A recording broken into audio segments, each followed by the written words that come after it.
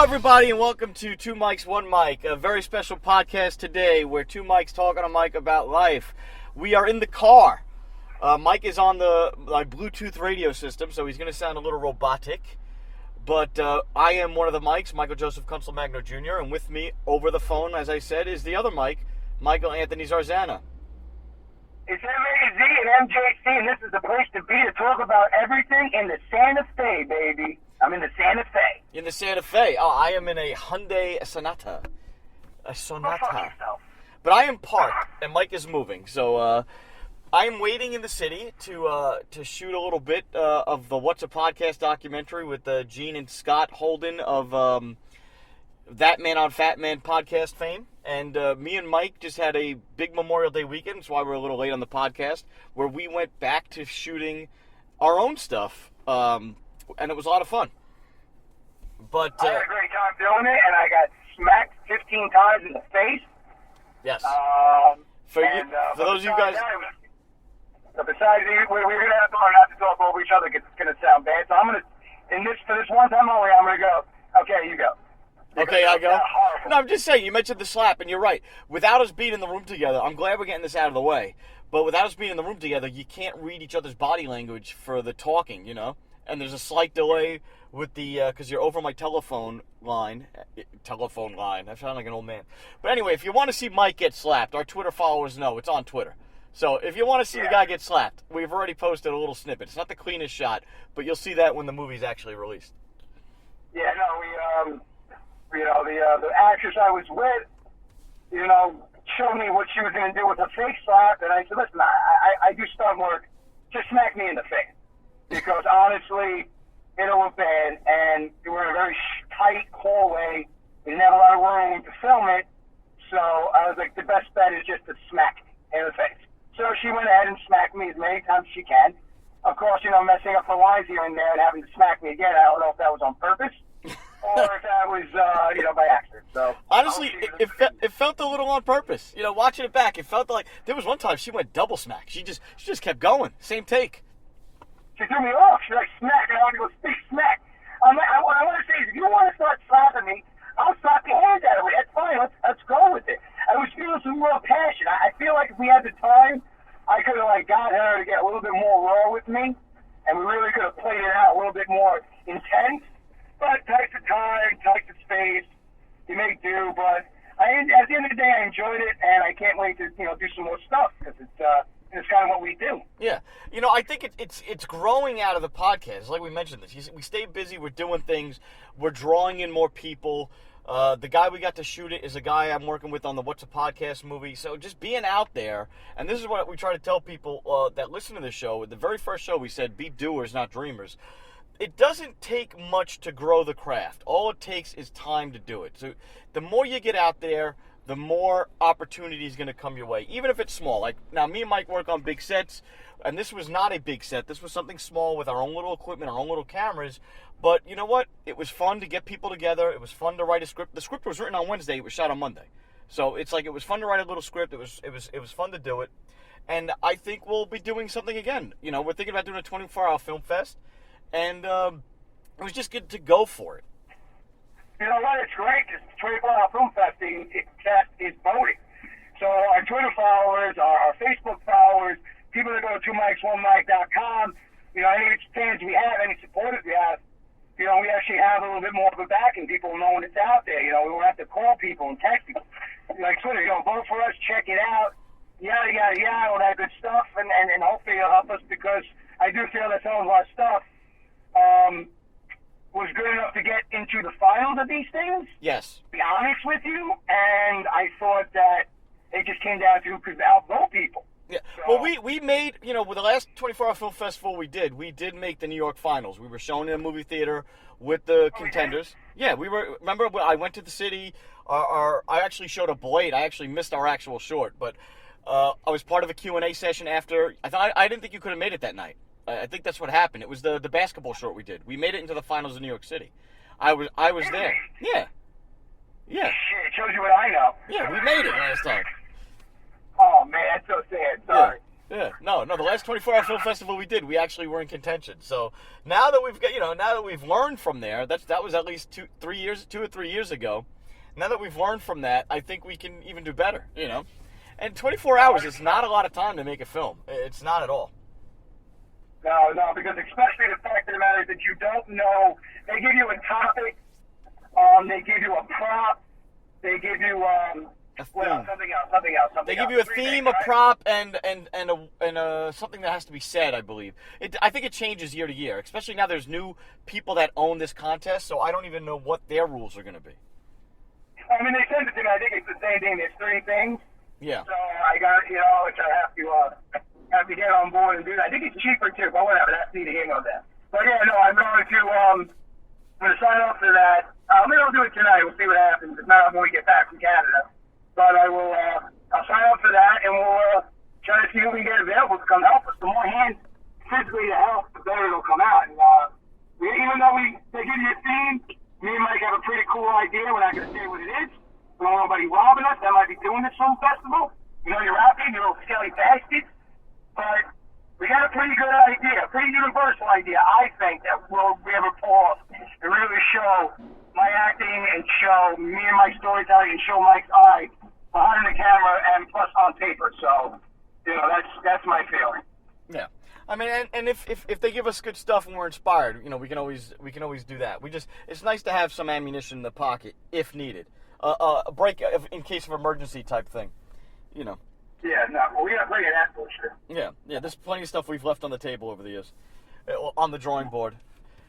But yeah, it's one of those things that's like you said. This is something. This is where it comes from. This is how our friendship started, is doing this stuff. So it is nice to get back to it, even with all the family stuff. And you did just mention Canada. We do have very busy lives. And what are we doing this weekend? We are going to Canada. We're going to record the trip to Canada on the drive up. But we're not going to record much in Canada because it's Michael's bachelor party, and recording devices should be left locked up tight and not out on the street with us. Yeah, no. I mean, at the end of the day, we're a little bit older, so we might be overblowing how cool and secretive this bachelor party is. We basically mean that nobody will be able to put a coherent sentence together to actually make any sense, and we're just a little bit more professional than. Listen, we're gonna be. It's a bunch of old men who are married. It's just a great excuse to get together. When's the last time we're gonna get 9 guys together to go away on a vacation? It's never gonna happen. So it's gonna be just fun from that aspect. It's not a young man's bachelor party. But it will be a fun bachelor party nevertheless, and probably it's not a young man's game, bro. It's not a young man's game. Too much drinking, I'm sure, and maybe some nice eating. Probably some stomach aches. Stomach aches. But we'll have a cast of characters in the car on the ride up. Hopefully nobody overwhelms, and we'll have a fun podcast. It is a little weird. I'm glad we're getting this one out of the way with us not together, but I think also having other guys in the car will help the energy as well. I don't know if are you feeling it? I always have the energy. My whole shtick is, let's be honest, not that I think we're the greatest people in the world, but I feel we're semi-entertaining. They could suck. Suck. And then we have a boring thing. I'm like, Mike, you want to post that? If it's bad, guys, I'm fully against posting it. If Mike wants to do it just because sometimes he gets crazy, I don't care, post it, and you actually get turned off and no one wants to do it, I will not get upset at our 4 or 5 fans. Well, I know Luke's looking forward to it out in the UK. So. My pond brother. Is he coming to visit? I thought you mentioned he's coming to visit.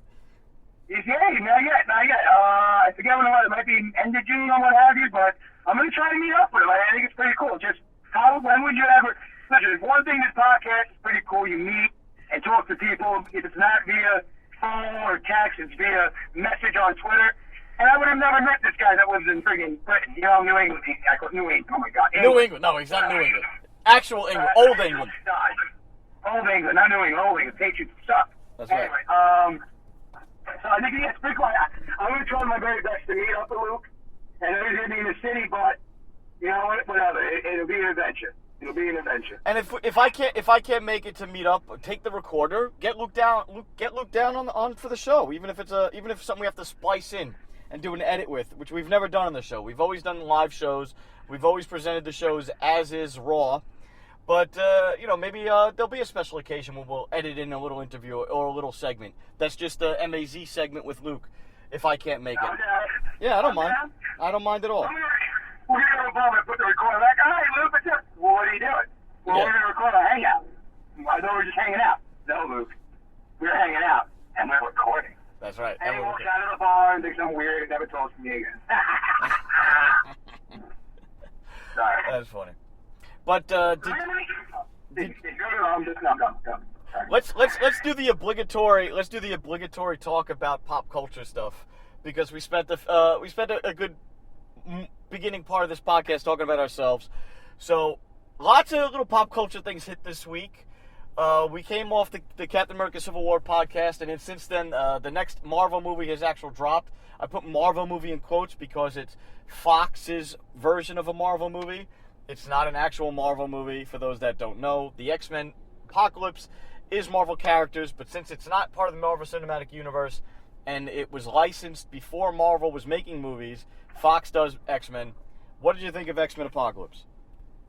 I'm not gonna lie, I actually, and I didn't tell you I was gonna do this, but I was bored, and I watched a really crappy bootleg. Not its entirety, but I did. And to be honest with you, the new cast of X-Men, pretty cool. Getting similar, at the end they're getting a similar older looking costumes with the blue and different colors on them, was pretty cool. Apocalypse, I'm gonna be honest with you. No, just no. Sorry, not they almost made Apocalypse throwaway character. And he liked to use sand a lot, which I really didn't like. A lot of sand. His little Egyptian sand powers. Wasn't a fan of that. What they did with Jean Grey, which I'm just going to say this. I don't know how much you actually got through the bootleg version of the movie yourself. But I might ruin something for you. But you started it, so I'm going to finish it. She turns into the Phoenix to beat Apocalypse. Now, here's the problem with that. They don't really tease it. Besides, they have a couple of nightmares, and I swear to mother in heaven, if it's a split personality, I will be officially done with going to the... I'm going to go see the X-Men the movies as well, because it wasn't a good copy. I kind of jumped around. I heard some people told me some stuff. I wanted to see if it held up, because I really had no emotion to go to see this movie. This movie did nothing for me visually in the trailers. From what I read, from the visuals themselves, I didn't really find them to be really that captivating. So, definitely got it. There's something much better than this movie. I'll give them that. But if they go into this, they're going to touch the Phoenix saga, and they're going to say she's a split personality, I'm not going to see that movie. I'm actually not going to watch this movie until it comes out for free or a good copy illegally, because I won't do it. I won't do it again. So that's that. It's done. So you didn't like Jean Grey Phoenix stuff right away, but the character in the books has been dead for a while, but she was synonymous with being Phoenix, and Phoenix wasn't always necessarily Dark Phoenix. The Dark Phoenix saga was a storyline that has kind of overtaken the Phoenix persona in people's minds, but for a long time that was just a part of her power set, Yeah. So I don't necessarily mind them going that way, because it's kind of what the character is known for. But the thing with the X-Men Apocalypse movie, I just think Bryan Singer's direction is gotten. It's just time for new blood. For some new blood with the, when they did Matthew Vaughn's First Class, it was poppy. It felt fresh. Brett Ratner was no good, but that was partly because Brett Ratner is not a good director, but it was also partly because it was a rushed project. Bryan Singer has now done 4 of the 6 X-Men movies. If you can't, I don't count the Wolverine movies as X-Men movies or Deadpool. So, maybe it's just suffering from a lack of fresh eyes. I feel. I just felt it was another. What I'm also getting sick of with these superhero movies is the epic scale, where Deadpool and even Civil War has shown you that the heart of the story doesn't have to be a save the world story for it to be captivating and make billions of dollars. Not everything has to be the fate of the world. Not every comic book is the fate of the world. Not every comic book month to month are the stakes that high. If superhero movies are going to survive, they have to get more personal. They have to stop being so, I guess, big in scope.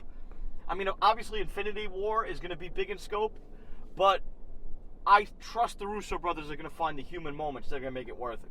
All right, can I stop you for one moment real quick, just so I don't forget, as you were just saying? Yeah. I got to tell you, I watched Civil War again. Yes. And that was one point I made. You know what I feel like the big problem with that movie is? That it is bigger than Winter Soldier, but you know what? You watch it a few times, you don't really get how good the story is in that movie.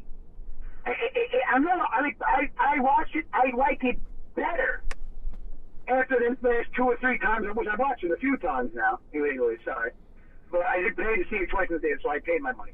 But Mike, when you watch it again, I'm telling you, like, it started like, I had Winter Soldier on, and then I wanted to watch it, and I was like, you know, it started, maybe I missed things, I got so excited, but in that movie, like, the story really is, you know, it's really fucking good. Like, no, I enjoy the movie. I enjoy it. Well, watch it a couple more times, and you're like, whoa, wait, you know what? It's really good. No, it is a very good movie. My problems with this, we didn't really have a lot of problems with the Civil War movie. My problems with the Civil War movie were nitpicks for Spider-Man and the fact that you really need to come into Civil War having seen Age of Ultron. Those are my biggest issues kind of with that movie. I think, you know, I'll watch it again, but I'm still saying, you know, Winter Soldier is a tighter movie. But again, I've had time to watch Winter Soldier a few times. It's been a few years, and really, I'm only going off the one viewing of Civil War. So, you're right. I'll give it another couple of looks, and I'll see if it changes my perception on where it should be on that scale. It was like Winter Soldier better movie. Now it's Winter Soldier a little better than Civil War. Now it's becoming a little better. Yeah.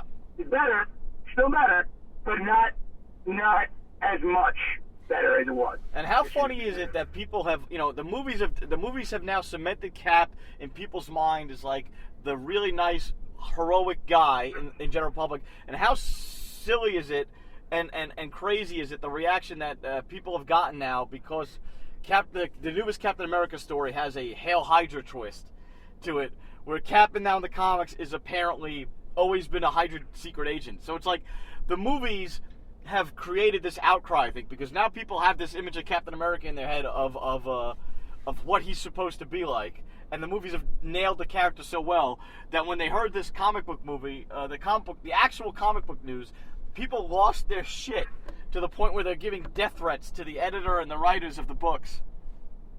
First off, that whole thing is stupid. Let me tell you why. I'll give you a couple of ways. Yeah. One, it's pretty much like killing a superhero to sell comics. That's what it is, to sell comics. Yeah. Because it's you know, I didn't read the book because honestly, I said I didn't even care. And what, did you read it? You have any idea what's going on? Yes, I know exactly what's going on. But let me get the take of the everyman, which is you, and I'll give you the insider comic book fan take. Okay, here it is. It is a story that involves a completely different storyline of Captain America. Fine. If it's the same Captain America that's fought Red Skull and Baron Zemo and all those sticks, it makes absolutely no fucking sense.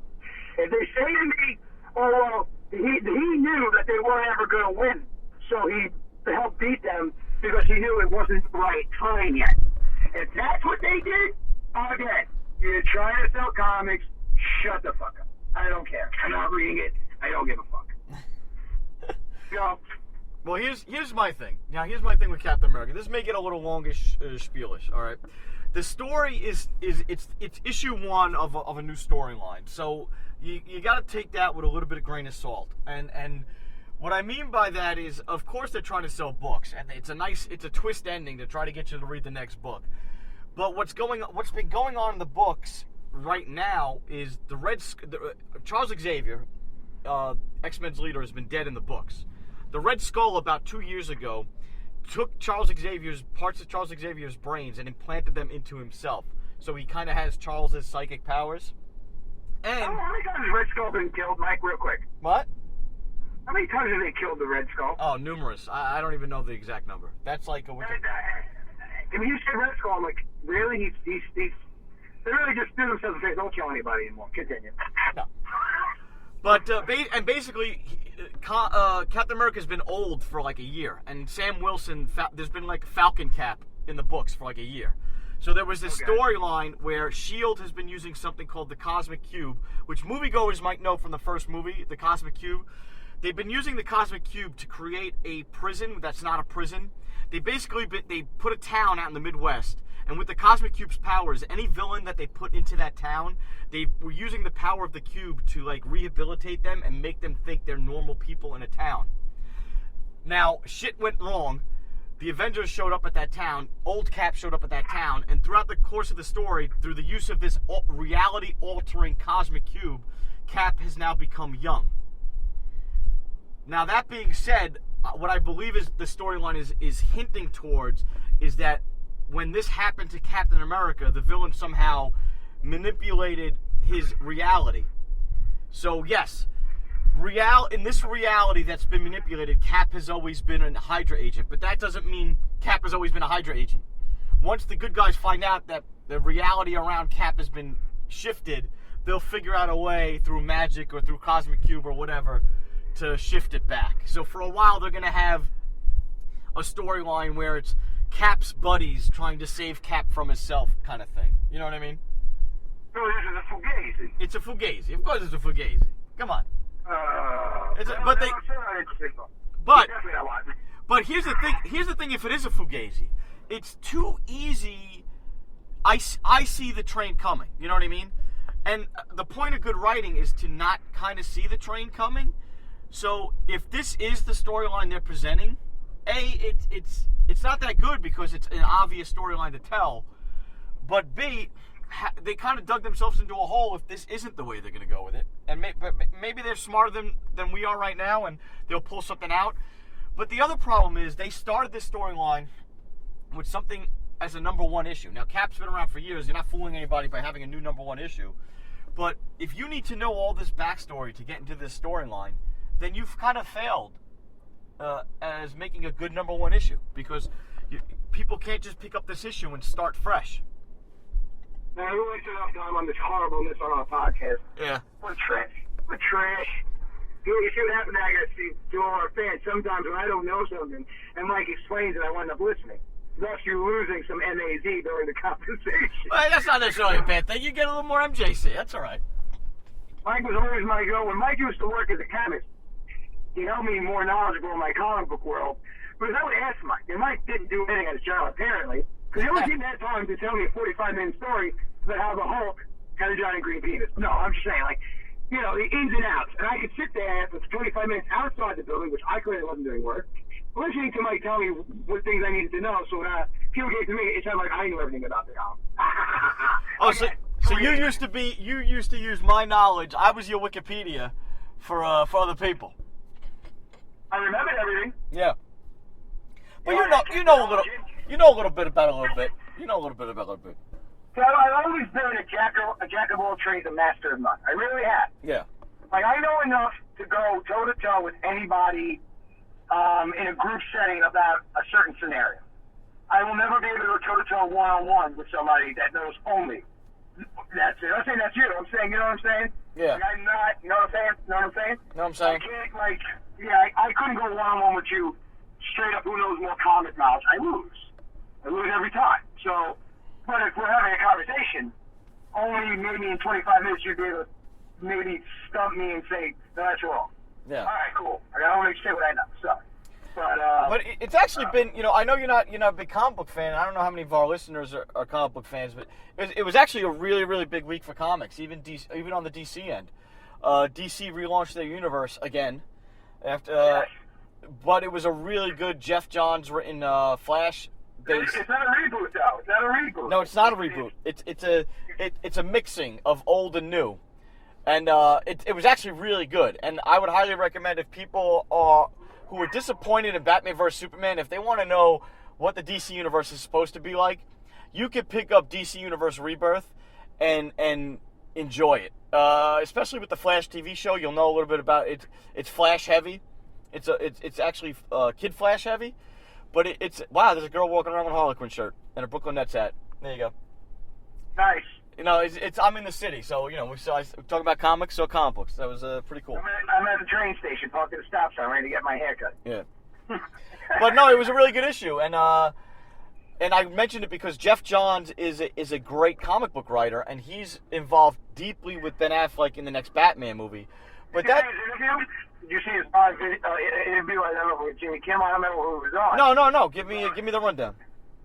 I wasn't really one, but he mentioned that them what they do with the comics. He's like, we felt that heroes always brought hope, and that feeling of like, wow. And he goes, we felt like we left there, and we want to bring that back. So that's what that's what he said. He said we're not. It's what he goes, we don't like reboot in the comic book world because it's a little bit of a dirty word. It's more of a reimagining. We're not changing the stories. We're bringing some characters back, but it's more about the hope, more about the hero and the feeling good about liking that hero and overcoming things more than just making something dark or killing people or killing characters. Blah blah blah blah. Like you said before, it's not always about saving the world. Sometimes it's about saving a kid, or saving a family, or saving a bus, or saving a friend. Sometimes those things emotionally are more, you don't know the whole world. Yeah. Like, you're going to die, so you want to stop it. But if the whole world was going to explode, but you could save everyone you care about, you might choose everybody you care about because they had more, So I like that. And he was just, again, he was saying how much he loves Affleck and how Affleck writes dialogue. He's like, his dialogue is off the chart. He goes, I love everything he's writing. So here's the problem. Here it comes. I'm getting so pumped for the Batman that it's making me nervous. Because if I get that pump for a movie that's nowhere coming anytime soon, then for like another 2 years, I might lose 2 years of my life waiting for the Affleck to save the DC universe if Suicide Squad and Justice League fail. I really don't feel that. I feel confident in Suicide Squad, A. And I really feel it's hinging on Wonder Woman, Suicide Squad, more than Justice League. I think Justice League will be a success based on the fact alone that it's the Justice League movie. Now, that doesn't mean that... You have to realize that, Mike, this movie didn't do that well. And people have a bad taste in their mouth. And some people might not go out to see the Justice League because of it. Unless Suicide Squad and Wonder Woman are good enough to rekindle it. But everybody loved Ben as Batman in the movie, even though the movie is a bad movie. And Ben is in Suicide Squad, so if they get a little taste of Batman there, and everybody loved Wonder Woman, so they get a lot of taste of Wonder Woman, then the next movie is Justice League. So it's really on the backs of Wonder Woman and Suicide Squad now to deliver for DC, to keep their train rolling. But you're good. Even if it fails, you'll get another Batman movie, guaranteed. Because even before DC was making other movies, they were making Batman movies. Yes. You know what I mean? So excited for Batman. I really cannot wait to know what story they're going to do. And I really hope Ben goes, do me a favor. And I think they already made a comment where he's like, let me make a Batman movie. Let me deal with Batman. I don't want to deal with anything else. Let him back in Gotham. Let me face Batman villains. Let me do Batman. Do not give me anything else. And I think they're going to. I think because now they're making him a producer on everything because Ben fucking said, you know what? I didn't put my nose into Daredevil. I kind of just did my shit and didn't. I'm not doing it this time because he actually realized how much he loves and how in-depth this Batman, how in-depth a Batman is done correctly. Some people might think he might be boring. Well, he's scowly and he's a detective. How funny, it just could be boring. If you do Batman right, it could be one of the greatest fucking stories ever read, ever watched, ever drawn, ever filmed. So I'm thinking he's gonna give us the Batman movie that, maybe will be the definitive. That's my opinion. I have much hope in Ben. Much faith in Ben Affleck. I have a lot of faith in him too. He's made Argo, he's made Town. Just as a filmmaker alone, not even just as a comic book filmmaker, just a filmmaker alone, he's proven he's got some gravitas.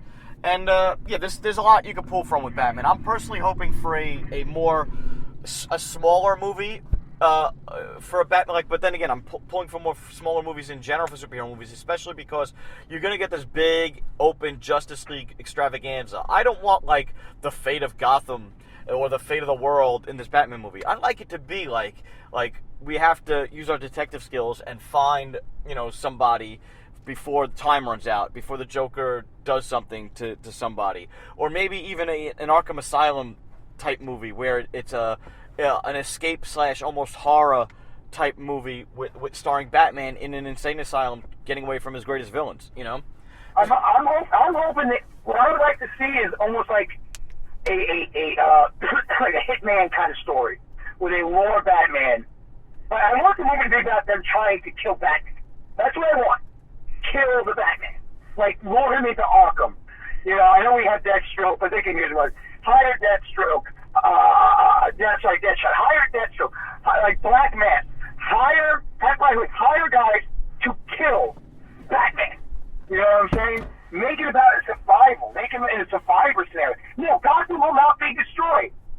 The main goal is trying to outsmart Batman and take him down.